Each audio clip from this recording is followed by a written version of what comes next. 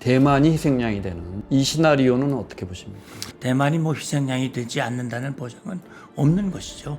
뭐 국제사회라는 게 정말 냉정하니까요. 아마 대만도 그런 걸 염두에 둔 대비를 해야 되겠습니다만, 미국이 국제사회에서 트럼프 대통령이 말하는 소위 마가, 미국을 다시 위대하게, 미국에 도전하는 그 어떤 국가의 도전도 용납할 수 없다. 중국의 저런 움직임에 대해서 강력 대응하는 것은 분명히 뜻이 있는 거거든요. 그러니까 중국은 중국몽이라는 걸 내세우고 있잖아요. 중국몽이라는 것은 미국과 공존하겠다는 게 아니거든요. 미국을 밀어내겠다는 겁니다. 중국이 지배하고 중국이 주도하는 그런 세계 질서를 만들겠다는 게 그게 바로 중국몽이거든요. 미국은 그건 절대로 용납할 수 없다는 거거든요. 그 핵심 위치가 바로 대만입니다. 중국이 대만을 좌지우지할 수 없도록 만드는 것이 시진핑이 꿈꾸는 중국 중심의 세계 질서는 그건 꿈도 꾸지 마라 라고 하는 것이기 때문에 네. 아마 트럼프가 그걸 양보하기는 쉽지 않을 것이다. 저는 그런 생각을 합니다.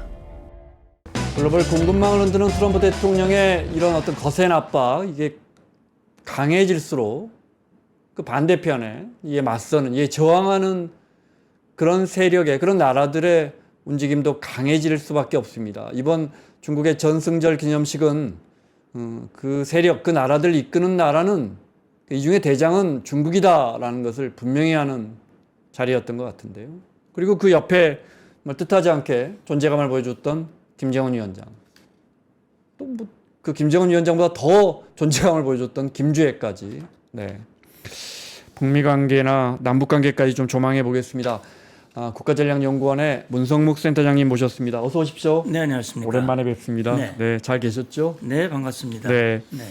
전승절 행사에서 최고의 승자는 누구라고 보십니까? 우리 언론들 상당수가 김정은이다 이런 평가가 나오던데 동의하십니까? 물론 뭐 김정은이 가장 주목을 받은 건 사실이에요. 네. 그러나 그 행사를 주관한 사람은 역시 시진핑이었으니까, 시진핑 주석이 어쨌든 샹하이 협력기구를 직전에 열었거든요. 20여 개 정상을 초청을 했죠. 네. 거긴 푸틴도 왔었고, 인도의 모디 총리도 왔었어요.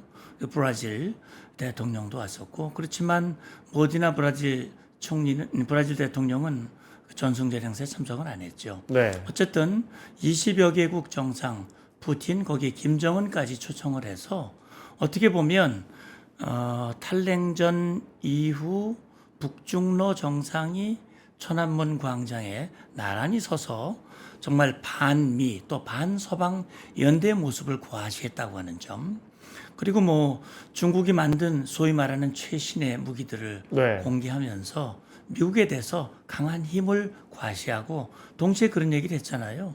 지금 현재 상황이 평화냐 전쟁이냐, 그다음에 이 갈림길에 서 있다. 서 있다. 그러니까 정말 미국 잘해라. 그리고 네. 우리 중국 민족은 그렇게 가볍게 보지 마라. 우리는 그렇게 미국에 의해서 흔들리는 민족이 아니다 라고 하는 것을 보여줬거든요. 중화민족은 무력을 선택해야 할 상황에서는 뭐 용감하게라고 표현했던가요? 하겠다고 거침없이 선택해 왔다. 뭐 하겠다고 해왔다고 그랬고, 그런 입장을 이야기했죠. 그리고 거기에 대해서 또 트럼프 대통령도 어떻게 보면 좀 비꼬듯이 네. 불쾌한 그런 SNS 맞아요. 그걸 보였거든요. 그래서 어쨌든 주인공은 분명히 시진핑 주석입니다. 그러니까 네. 현재 국제 질서를 주도하는 두 개 나라를 꼽으라고 한다면 역시 미국과 중국이죠.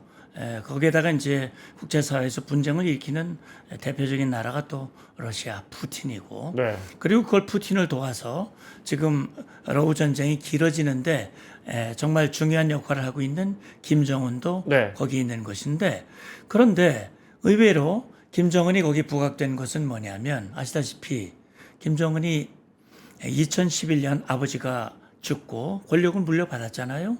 그리고 이제 횟수로 따지면 14년, 이제 15년째에 접어드는데, 벌써 그렇게 됐군요. 그렇죠. 네. 그런데 사실은 다자 무대에 데뷔한 건 처음이에요. 네. 왜냐하면 북한이라는 체제가 어떤 체제입니까? 어떻게 보면 저는 2000년 8월에 평양이라는 데를 처음 가봤어요. 남북 회담 대표단의 일원으로 네. 처음 가봤는데 북한 땅을 처음 밟아본 거죠. 저는 그때 평양에 갔을 때 제가 느낀 게 뭐냐면, 네. 북한은, 특히 평양은 김일성의 망령이 지배하는 도시다. 그런 생각이 딱 들었던 거예요. 왜냐하면 평양시내 들어서면 소위 말하는 금수산 태양궁전에 김일성 동상이, 금색 동상이 높이 서 있죠. 조금 더 들어가면 영생탑이라는 게 있어요. 그때 당시에는 위대한 수령 김일성 동지는 영원히 우리와 함께 계신다. 붉은 글씨로 써 있는데 이게 북한 전역에 1000개가 있답니다. 그게. 그리고 건물마다 그게 다 붙어 있어요. 그리고 주민들 가슴에 이 휘장을 차고 있잖아요. 배지죠. 네. 그 배지에 물어본 게 배지 아닙니다. 화를 내는 거예요. 예, 위대하신 김일성 동지가 나와 함께 계십니다. 나를 지켜주십니다. 그러는데 네. 자, 그러니까 북한에서는 이 수령, 김일성, 다음 김정일, 지금 김정은까지 이 수령이라는 존재는 신적인 존재 아닙니까? 소위 말하는 최고 존엄이란 말이죠. 최고 존엄이 여러 사람 중에 하나가 되는 건 용납이 안 되죠. 다자무대 못한 거예요. 그런데 이제 김정은이 처음으로 결심을 하고 다자무대에 섰죠. 네. 어색한 게 많이 보였어요. 그런데 어쨌든 그러다 보니까는 국제사회가 언론들이 김정은에 초점을 맞췄고 네. 그러다 보니까 지금 앵커께서 말씀하신 대로 김정은이가 최대 승자가 아니냐 뭐 이런 평가를 하는데 김정은이가 최대 승자가 되려면 잘해야 돼요. 근데 지금 이번 한 번 거기에 참석했다고 그래서 네. 김정은이가 승자가 될지는 좀 두고 봐야 될 것 같습니다. 네. 뭐 트럼프 대통령도 자꾸 김정은 위원장 이야기하고 하여튼 우리 한반도가 열강들에 끼어 있지만 수천 년 동안 참 열강들에 끼어 있는 우리가 그 고생도 많이 했지만 네. 우리가 좋은 땅에 있으니까 저렇게 이번에도 사실 지정학적인 인센티브 때문에 불려간 거 아니에요, 사실? 물론이죠. 네. 그러니까 중국과 북한, 북한과 중국을 우리가 보통 네 글자로 표현하거든요. 순망치한이라고 그러거든요. 네, 네. 입술이 시리면 이 이빨도 네. 시다 하는 얘기인데 말하자면 중국으로 봤을 때는 말이죠. 사실 시진핑하고 김정은 사이 관계를 잘 보면요. 2011년에 김정은이 아버지의 뒤를 이어서 후계자가 됐잖아요. 네. 그런데 2018년까지 시진핑이 김정은을 한 번도 안 만나줬어요. 몇 년입니까? 7년 동안 한 번도 안 만나줬거든요. 그런데 김정은이 시진핑 말을 거역을 했어요. 핵실험하지 마 그랬는데 핵실험을 4번이나 했어요. 그랬죠. 네. 네. 그러니까 시진핑 입장에서는 굉장히 불쾌한 거죠. 저 김정은은 이 상종 못할 상대구만. 이런 생각을 가졌고 북한도 중국 뭐 어쩔 수 없이 중국을 기대고는 있지만 중국과 관계 굉장히 불편했었죠. 자, 그런데 네. 2018년에 김정은이 신년사를 통해서 남북 관계를 사변적으로 발전시키고 싶다. 평창 올림픽의 성공을 기원한다. 그러면서 남북 대화가 재개됐잖아요. 네. 비핵화 얘기도 했거든요.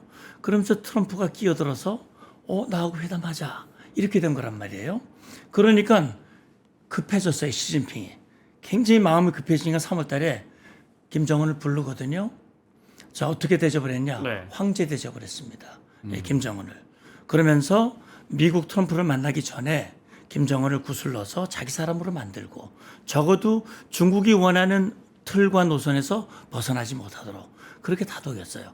그렇게 해서 트럼프하고 만나는 동안 김정은과 시진핑이 5번이나 만났습니다. 네, 시진핑이 평양도 갔었잖아요. 네. 그렇게 중국과 북한과의 관계는 어떻게 보면 냉랭해 보이기도 하지만 굉장히 끈끈한 전략적 이해관계가 이어져 있는 네. 그런 관계라고 보시면 돼요. 외교라는 게 참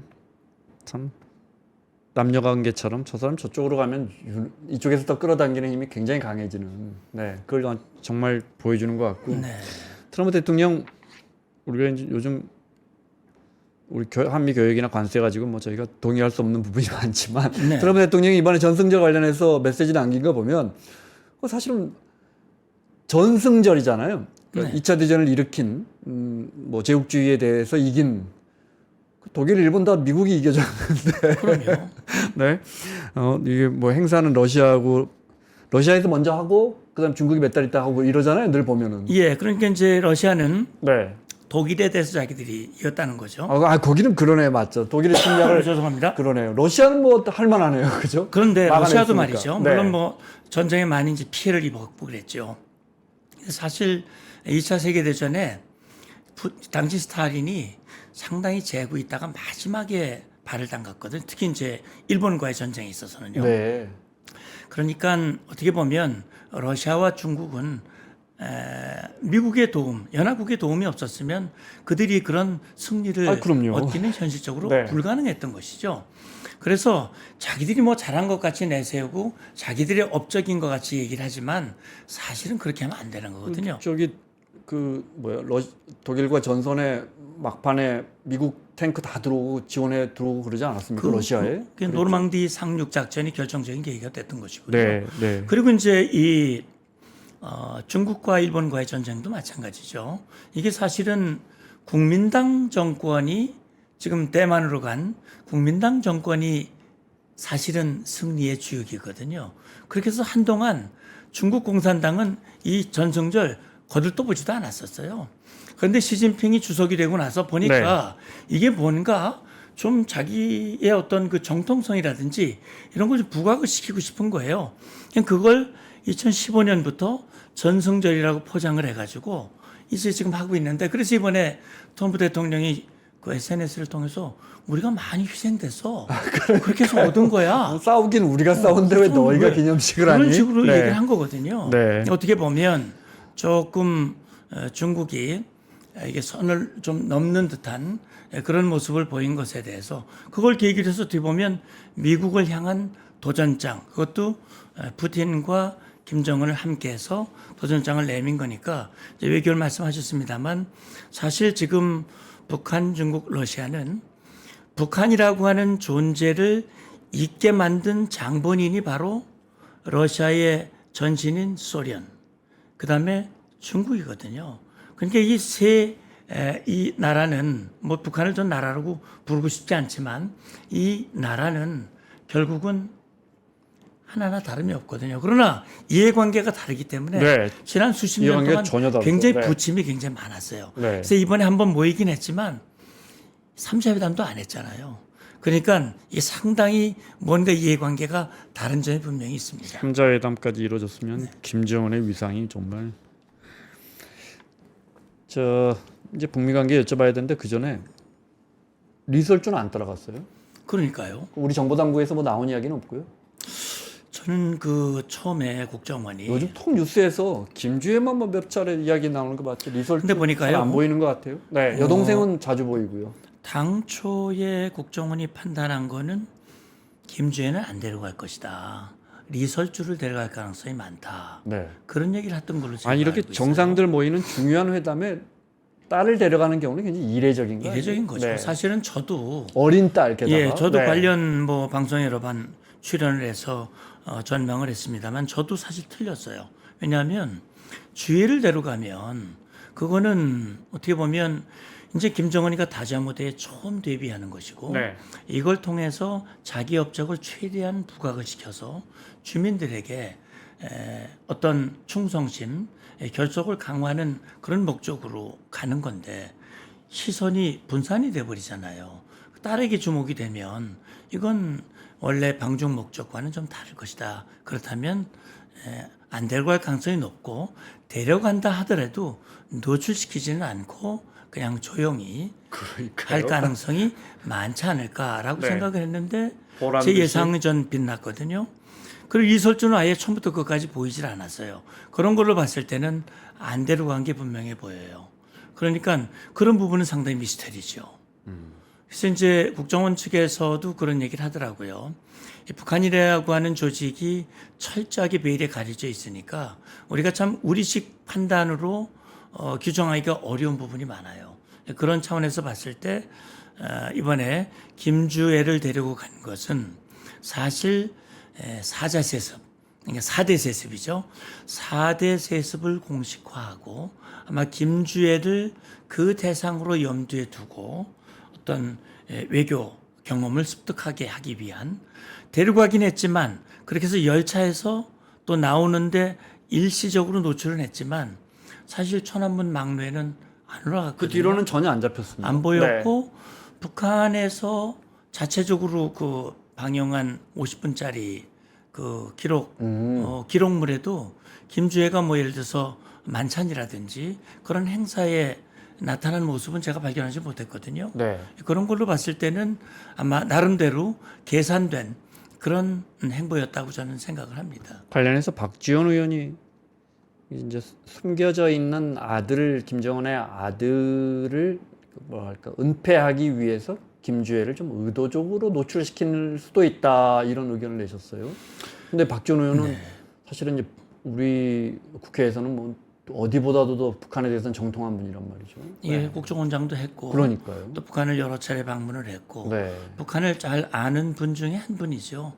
그러니까 사실 상식적으로 보면 또 북한이 그동안 해왔던 행보나 북한의 어떤 전통적인 그런 관습을 보면 사실은 아들 세습이었거든요. 그럼요. 그러니까 그런 거로 봤을 때는 뭐 김정일의 여동생 김경희가 있었고 그다음에 김정은의 여동생 김여정이 있었지만 사실은 뭐 세습이 되지 않고 다 아들 세습이 됐고 그래서 국정원도 당초에 북한이 수입해가는 그 아들에게 필요한 어떤 완구나 의복 이런 것들을 봤을 때 김정은에게 숨겨진 아들이 분명히 있을 것이다.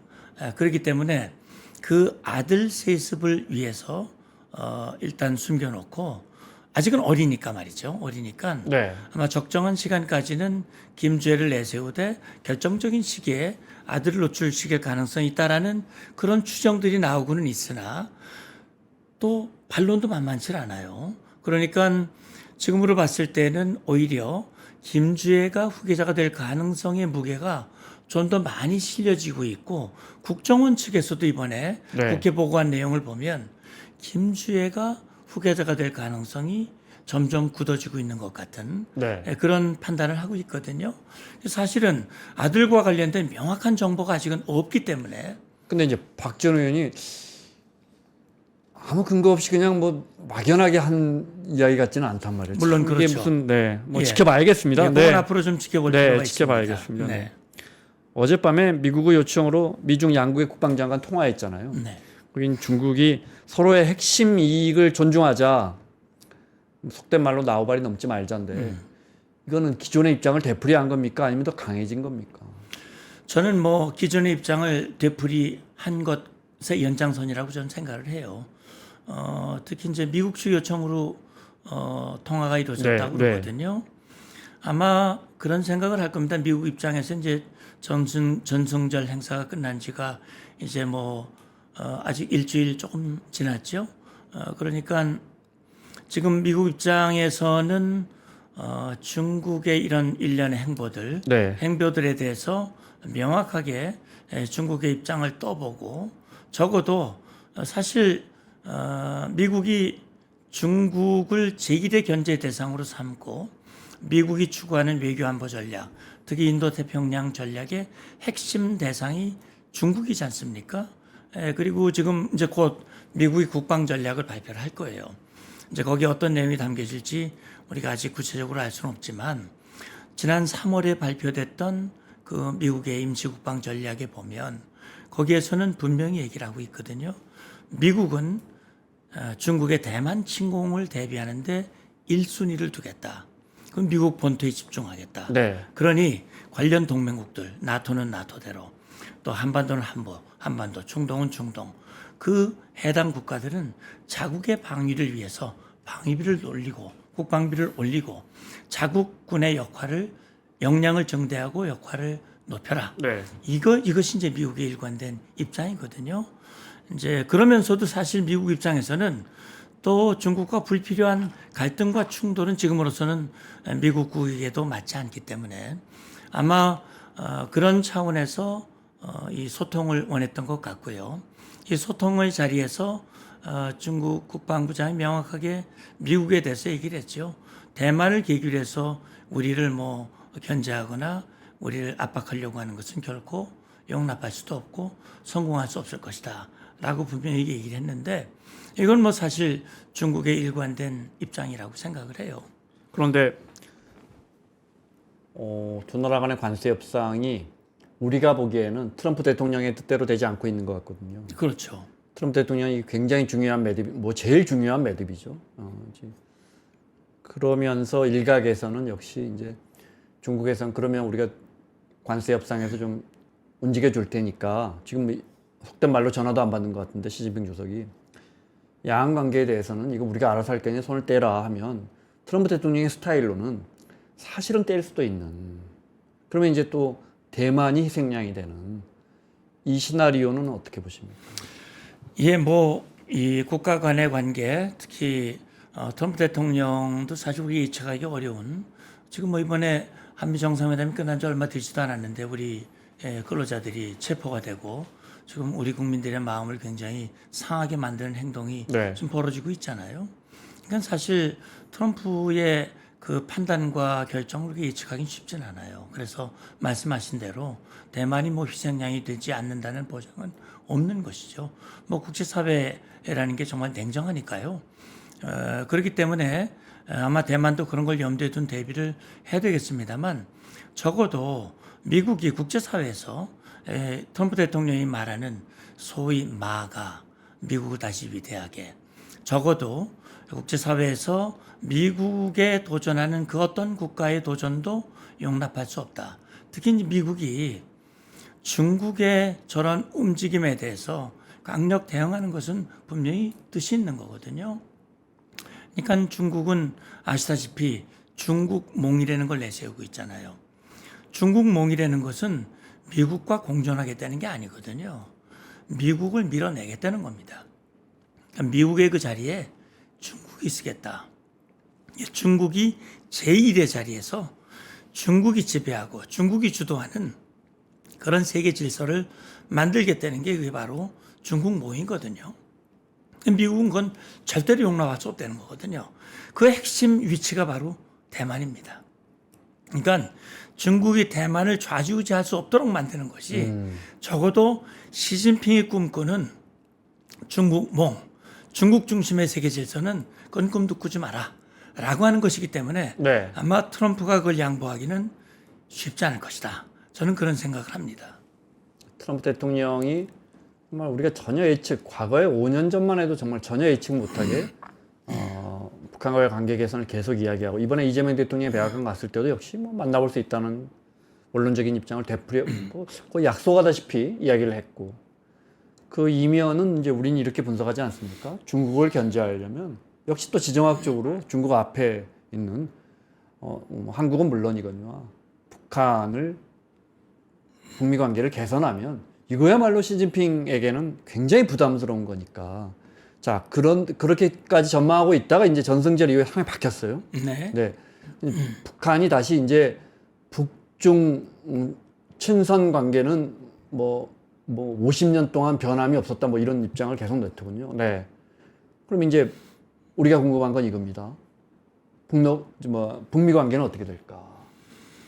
예, 그러니까 사실 2018년에 김정은이 트럼프 대통령을 만났고 2019년에 또 하노이에서 만났잖아요.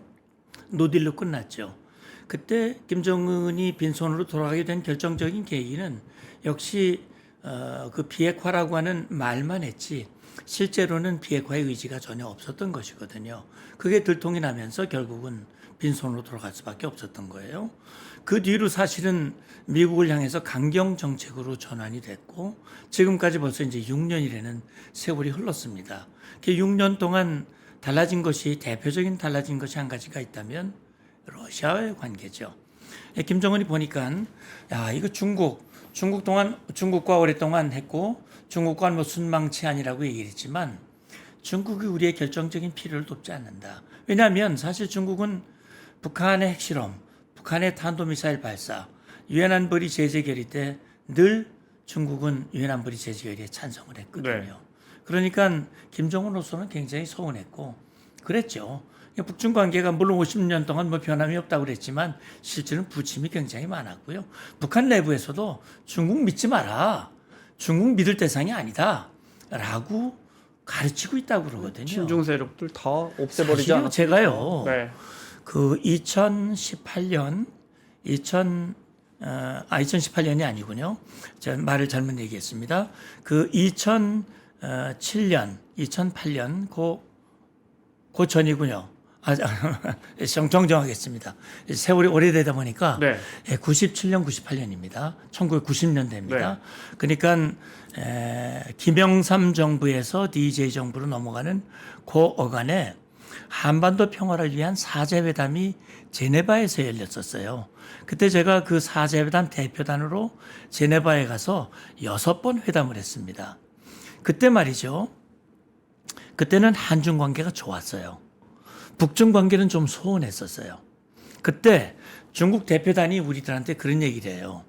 자기가 사자회담 자리에서 우리가 북한 편을 좀 들더라도 한국이 좀 이해를 해달라. 네. 왜냐하면 네. 사자회담인데 우리 3자가 모두 다 한 통속이 되면 북한이 외톨이가 되고 회담이 안 되지 않냐. 그러면 공개된 자리에서는 우리가 북한 편을 좀 들 테니까 좀 그걸 이해를 해달라. 이게 사실 그러니까 북중 관계가 상당히 냉랭했던 거거든요. 네, 네. 그때 당시에. 왜냐하면 우리가 92년도에 이 한중 수교를 했잖아요. 네. 그 몇 년 안 됐거든요. 오태우 북한 대통령 때. 김정은이 중국에 대해서 굉장히 배신감을 느꼈었거든요. 그때 당시에. 그러니까 네. 사이가 안 좋았을 때예요. 북중 관계 그랬거든요. 그러니까 지금 말씀하신 대로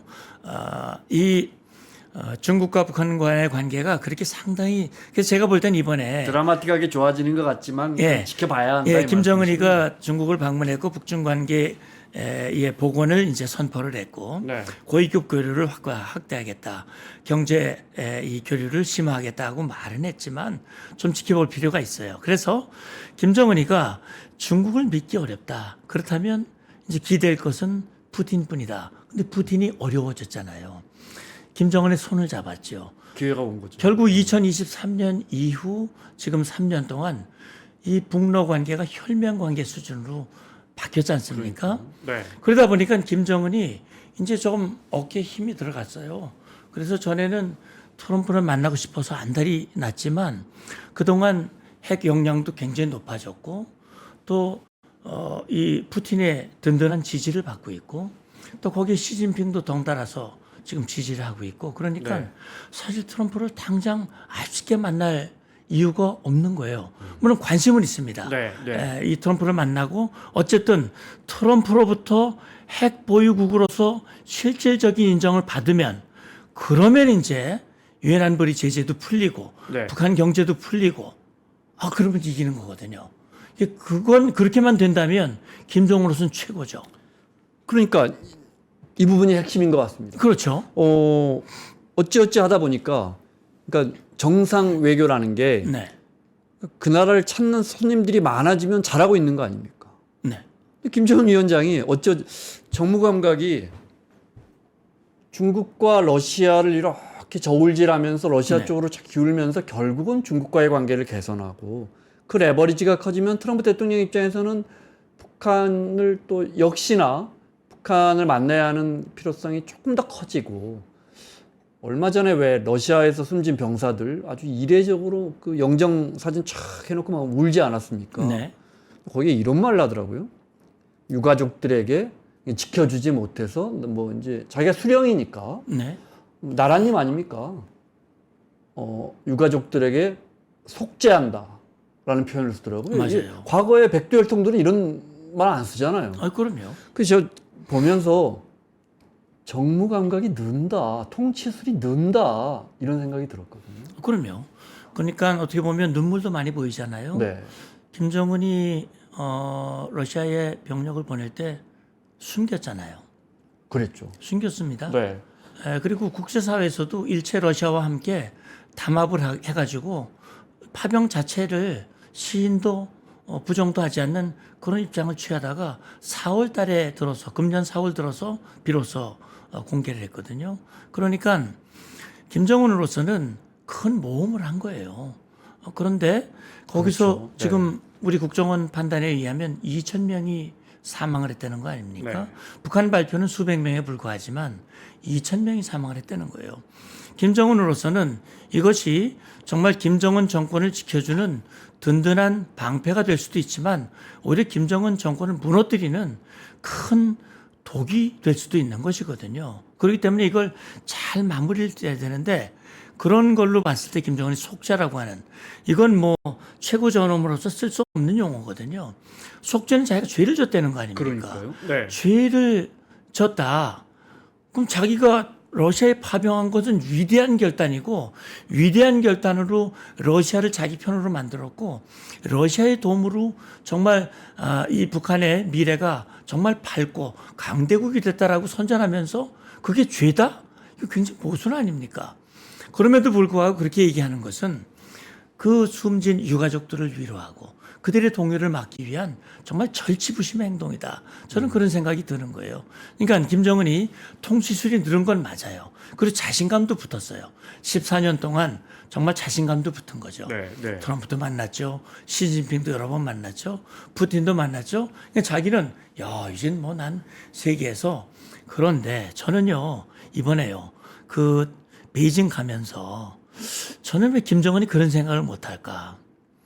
비행기 하나 없어서 열차를 타고 그 짧은 거리를 20시간 넘게 왕복 40시간이거든요. 그 바쁘다는 김정은이가 24시간이 아까워서 잠도 못 잔다는 김정은이 그 열차를 타고 비행기 하나 구입할 수 없는 돈이 없어가지고 이 정말 세계에서 가장 못 사는 가난한 김정은 이게 위대한 통치자입니까?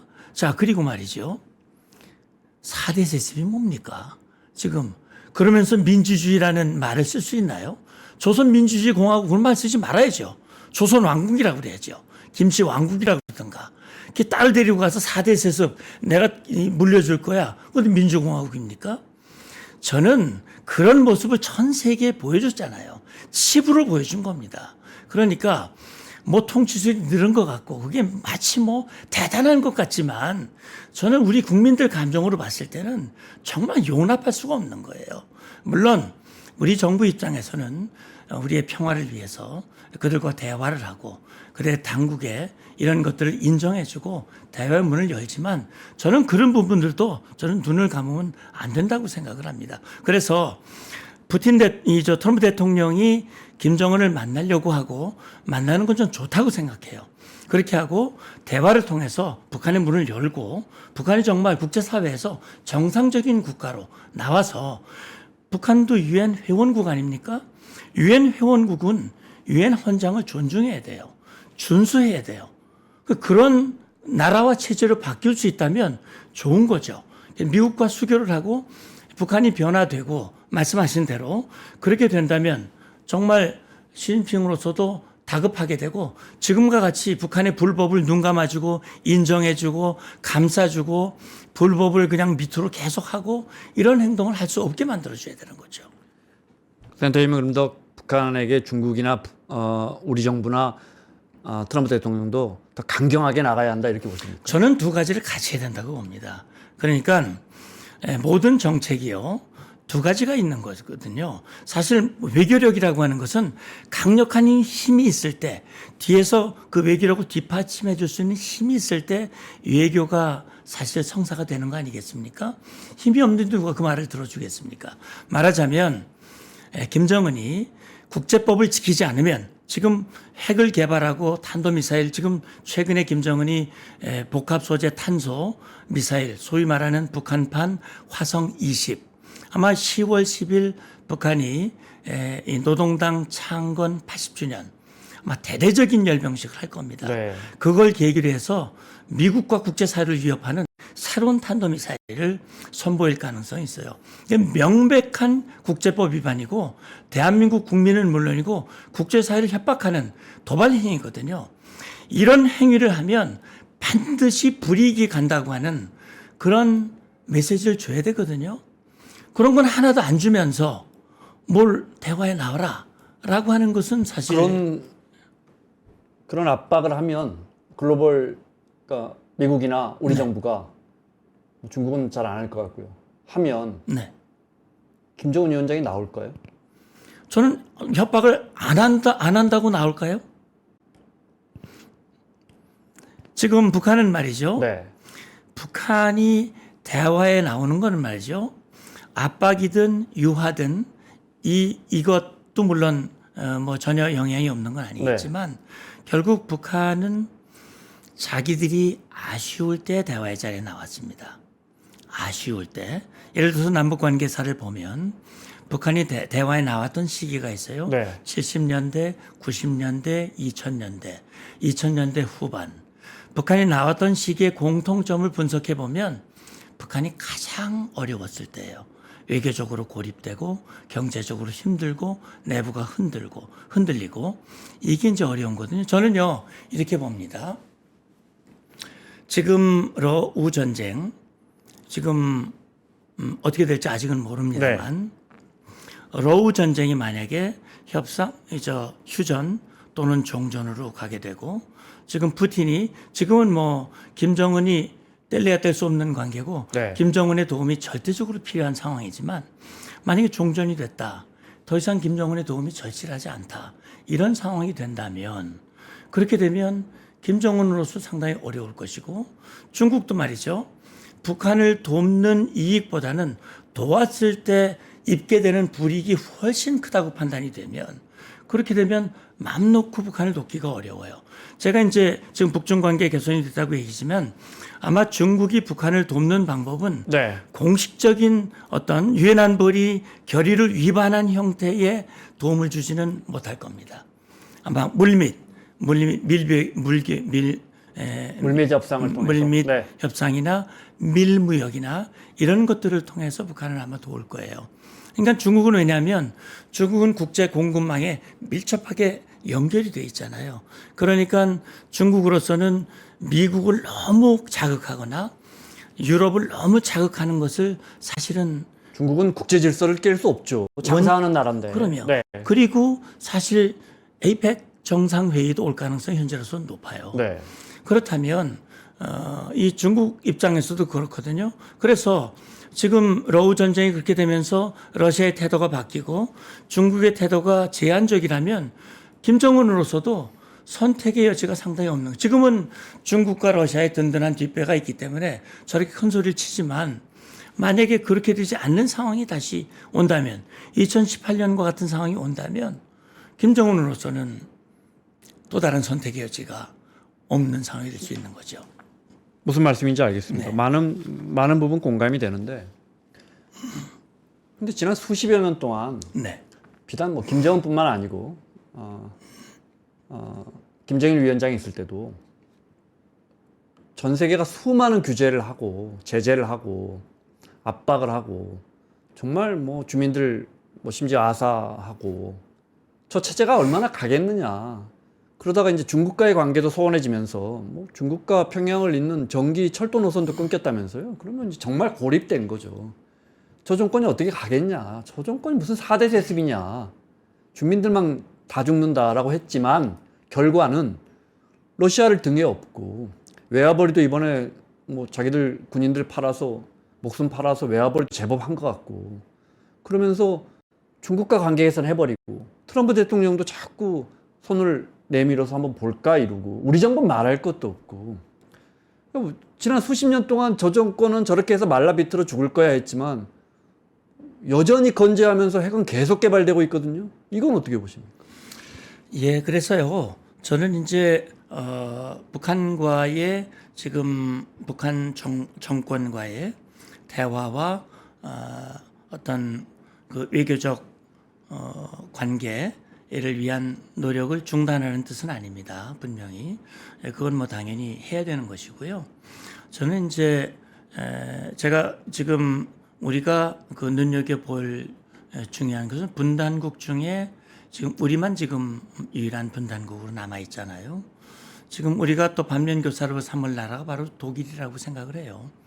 독일은 이미 35년 전에 통일이 됐습니다. 그렇죠. 1989년에 제가 기억하기로는 당시 독일 총리 콜 총리 아주 체격이 좋은 네. 콜 총리에게 기자들이 물었습니다. 독일이 언제 통일될 겁니까? 그랬더니 우리 통일 어렵습니다. 우리는 전쟁을 2번이나 일으킨 나라입니다. 누가 우리 통일을 찬성하겠습니까? 우리는 통일 어렵습니다. 통일이 된다면 그때 남북 관계가 이제 좋아지기 시작할 때였기 때문에 아마 한반도가 훨씬 먼저 통일될 겁니다. 그랬는데 결과는 독일이 1년 후에 통일이 됐거든요. 그러니까요. 네. 저는요 독일이 동독 정책을 취한 것 중에 저는 키워드가 저는 변화라고 보거든요. 북한 동독 주민들의 변화였습니다. 동독 주민들이 깨이게 만든 거죠. 눈과 귀를 뜨게 만든 것이죠. 이건 사실은 드러나게 하기는 쉽지 않을 겁니다. 저는 그래서 사실 우리는 원래 한민족이었잖아요. 우리 통일 정책도 민족 공동체 통일 방안이거든요. 네. 이게 하나의 민족으로 돌아가겠다는 거예요.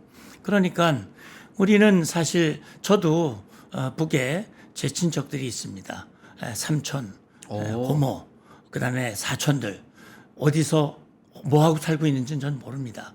그러나 선생님 부모님 실향민. 예, 우리 아버님이 평안북도에 계시고 네. 제가 사실 회담을 하러 평양에 갔을 때 북한에 있는 보이부 요원이 저에게 우리 고모가 저를 만나고 싶다. 그런 얘기를 한 적도 네, 있었어요. 네. 그러니까 우리 국민들 중에는 북에 가족을 둔 분들이 굉장히 많아요. 그분들이 사실 피부치들이거든요. 피부치들이 저렇게 1인 정권 4대 세습으로 이어가는 저 정권을 위해서 2천만이 넘는 주민들이 사람답게 살지 못하고 있어요. 저런 상황을 우리가 눈을 감으면 절대로 안 된다. 그래서 주민들이 정말 인간답게, 적어도 인간답게 살도록 만들기 위한 노력, 이건 절대로 포기하면 안 된다. 인간답게 살게 만들면 그들이 정확한 사실을 인지해야 되거든요. 그들이 그 사실을 인지하도록 하기 위한 노력은 우리는 어떤 방법으로든 해야 된다고 생각을 하고요.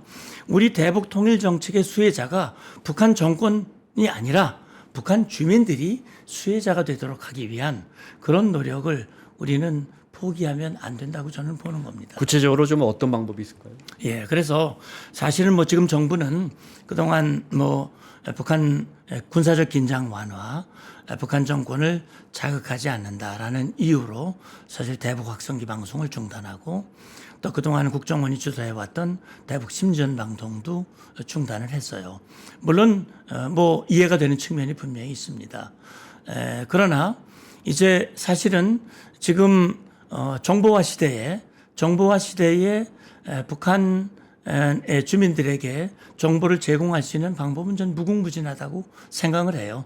제가 여기서 뭐 공개적으로 말씀드리기 어려운 부분들도 있습니다만 어쨌든 우리는 가능한 모든 방법을 동원해서 그걸 사실 공개적으로 말하면 북한 정권이 싫어할 수 있기 때문에 지금 정부가 추진하고 있는 대화에 좀 장애물이 될 수 있겠죠. 그렇기 때문에 그걸 뭐 드러나기는 한 게 어렵다면 우리가 할 수 있는 모든 방법을 동원해서 사실은 지금 국제사회에 북한과 수교하고 있는 나라들이 많이 있습니다. 그런 나라들을 우리가 적극 활용하는 방법도 있죠.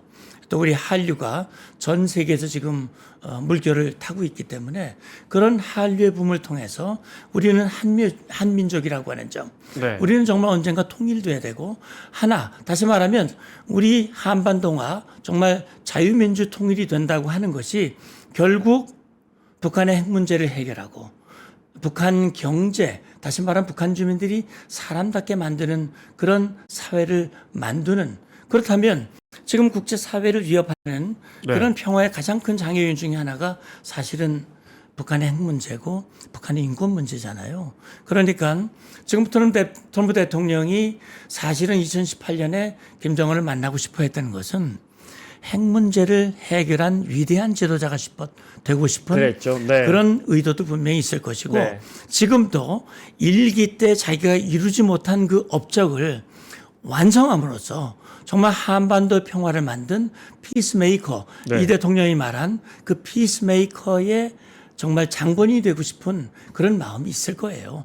그러니까 아마 지금 말씀하신 대로 지금 우리가 지금 하고 있는 평화를 만들기 위한 그런 그 정책을 꾸준히 해나가지만 저는 지금 정부가 그런 정책들을 좀 추진하고 있는데 어쨌든 그것 외에 우리가 할 수 있는 모든 노력들을 동원해서 네. 북한의 변화, 특히 주민들의 눈과 귀를 뜨게 하기 위한 그런 노력도 우리가 이어가자라는 말씀을 드리고 싶은 거죠. 네. 자, 얼마 전에 있었던 이제 전승절 기념식에 김정은 위원장이 참석하고 북중 관계가 뭐 뚜렷하게 개선 효과를 보이면서 우리가 생각했던 뭐 로드맵들 트럼프 대통령이 주도하는 남북 대화에서 뭔가 남북 한반도의 화해를 모색해 보는 이런 로드맵이 갑자기 많이 흔들리고 있는데 뭐 예를 들자면 이재명 대통령이 뭐 북한 개발을 트럼프 대통령 디벨로퍼니까 거기서 이제 골프 치자고 했던가요? 백악관 가서 트럼프 대통령 기분 좋은 이야기를 해줬는데 뭐 이제 그때만 해도 우리가 이제 뭐 속된 말로 희망의 언어입니까? 저것도 뭐 안 될 법은 없다. 트럼프 대통령이 잘만 해주면 그 어려운 남북 관계도 저걸로 어떻게 좀 진척이 되나 이런 희망의 언어를 좀 돌려봤는데 전승절 기념식 끝나고 나서 이런 가능성이 분명히 더 어려워진 건 사실 아닙니까? 아니면 오히려 더 트럼프 대통령을 통한 한반도의 평화로 가는 길은 오히려 더 좀 기회가 될 수도 있을까요? 어떻게 보십니까? 저는요, 위기와 기회는 늘 공존한다고 생각을 합니다. 그리고 지금 유성락 안보실장도 전 좋은 얘기를 했다고 생각을 해요. 지금 북한이 당장 대화에 나오지는 않을 것이다. 그래서 우리가 긴 호흡을 가지고 보겠다. 저는 좋은 판단이라고 생각을 합니다. 그래서 지금 북한이 저런 행동을 보이고 있지만 늘 저런 행동을 똑같이 보이기가 어려워요. 왜냐하면 2018년 이후에 북한이 변화된 모습을 여러 가지 봤잖아요.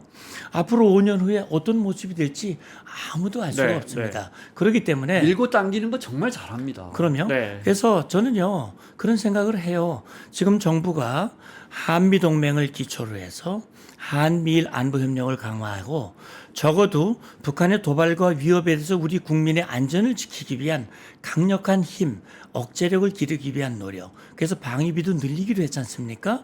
이건 정말 잘한 거라고 생각을 해요. 그리고 이렇게 강력한 힘을 바탕으로 해서 우리가 트럼프 대통령을 최대한 활용을 하는 거죠. 트럼프 대통령을 활용을 해서 트럼프 대통령이 러시아, 중국, 그다음에 나토, 국제사회를 통해서 정말 우리 한반도의 평화를 위한 모든 노력들을 때로는 힘으로, 때로는 대화로, 외교력으로 네. 그런 것들을 해나갈 수 있도록 우리가 계속 협력을 해나간다면 저는 환경은 얼마든지 바뀔 수 있다고 생각을 하거든요. 그래서 아까도 제가 러우 전쟁의 향배를 말씀을 드렸습니다만 지금 국제사회가 네. 1945년 냉전, 그다음에 1990년대 탈냉전, 그리고 이제 지금 한 30년 가까이 지나면서 지금 또 신냉전 이런 얘기들을 하고 있는데 이 국제사회가 자꾸 바뀌거든요. 네. 그래서 앞으로도 이 사회가 바뀌면서 저는 한반도의 진정한 평화, 나아가서 통일도 가능하다. 그러니까 지금 우리가 뭐 통일은 물 건너갔다, 어렵다, 이대로 살자 이렇게 생각하시는 분들도 꽤 계시지만 저는 포기하지 말고 올해가 광복 80주년입니다. 저는 그런 기도를 합니다. 개인적으로 저는 광복 100주년이 진짜 광복이 되게, 지금 광복이 휴전선 이남만 광복인데 휴전선 이북에도 광복이 될 수 있도록, 그렇게 해서 김정은만 평양에서 열차를 타고 베이징 가는 게 아니라 서울에서 열차를 타고 베이징 갈 수 있도록 아유, 그런 그런 날이 날이 열리면 네. 저는 온다고 믿고 믿음을 가지고 노력을 하면 저는 네. 오지 않는다는 법이 없다고 저는 생각합니다. 아니 우리는 정말 뭐 잠재 성장률 1% 밑으로 떨어진 상황에서 정말 남북관계 개선은 우리 경제에도 큰 도움이 되겠죠. 네. 그래서 같은 질문입니다. 네. 김정은 위원장 입장에서는 지금 미국이 더 필요합니까? 중국이 더 필요합니까? 현재로서는 중국이 더 필요하죠. 그 무게중심이 좀 옮겨간 것 같긴 해요. 네, 지금으로서는 그죠?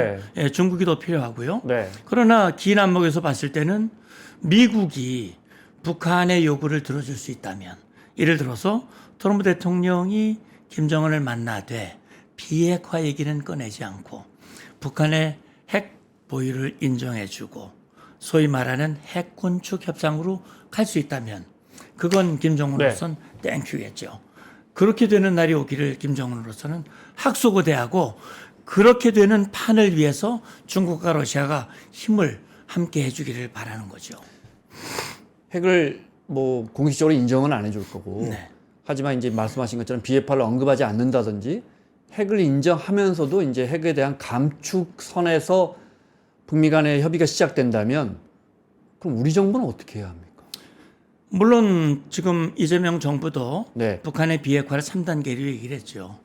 동결, 감축, 폐기 이렇게 해서 단계적으로 네. 나가겠다라고 얘기했는데 사실은 말은 쉽지만 현실적으로는 매우 어렵습니다. 왜냐하면 지금 북한이 NPT에 가입도 안 되고 있고 사실 한 번도 북한이 제대로 된 사찰을 받지 않았기 때문에 그게 정말 동결을 했는지 감축을 했다면 얼마나 감축했는지 사실 쉽지 않거든요.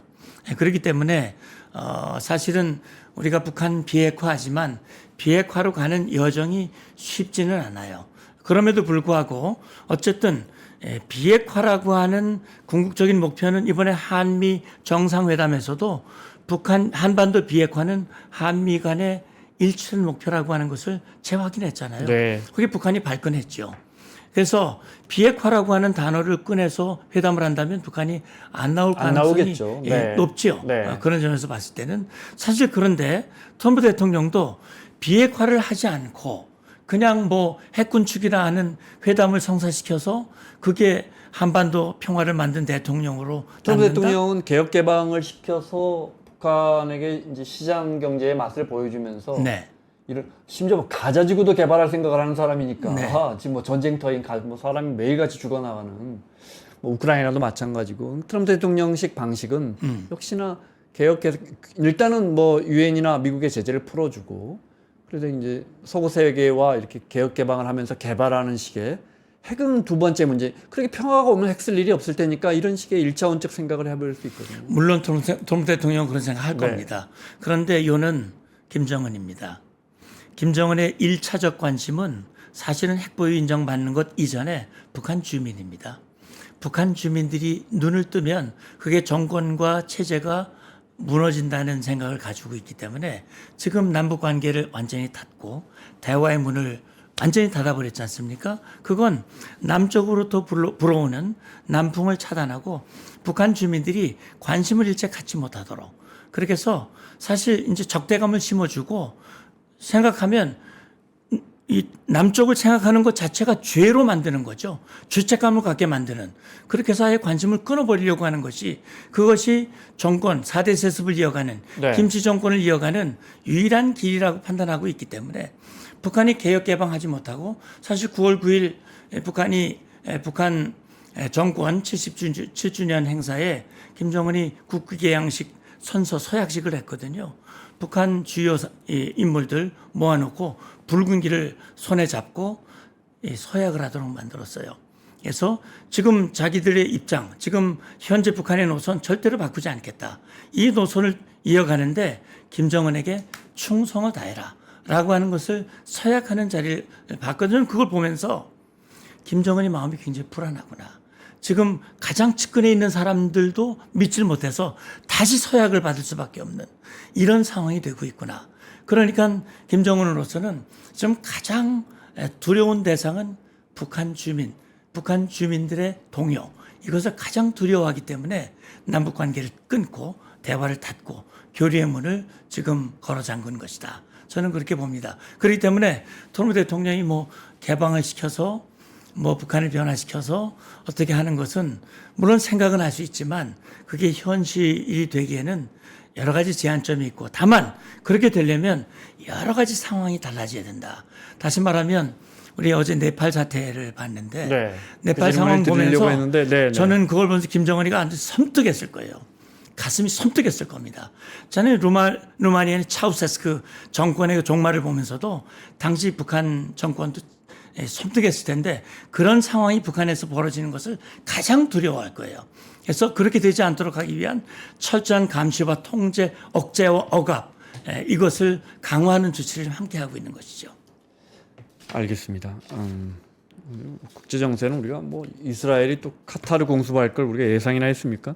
네팔도 마찬가지고 북한 정권도 어느 순간 무너질 수 있다 이렇게 보십니까? 아니 그럼요. 그 독재자의 말로 우리는 다 봤잖아요. 독재자의 말로는 비참합니다. 그래서 네. 김정은도 정말 정신을 똑바로 차리지 않으면 전승절 위에 섰던 그 어깨의 힘이 그게 정말 힘으로 갈지 아니면 다시 어깨가 풀어지면서 기대하지 않은 결과가 올지는 본인의 선택에 달려 있다고 저는 봅니다. 네. 자, 마무리하겠습니다. 중국의 전승절 행사 이후에 북미 관계 분석해 봤습니다. 국가전략연구원의 문성묵 센터장의 설명 들었습니다. 고맙습니다. 감사합니다.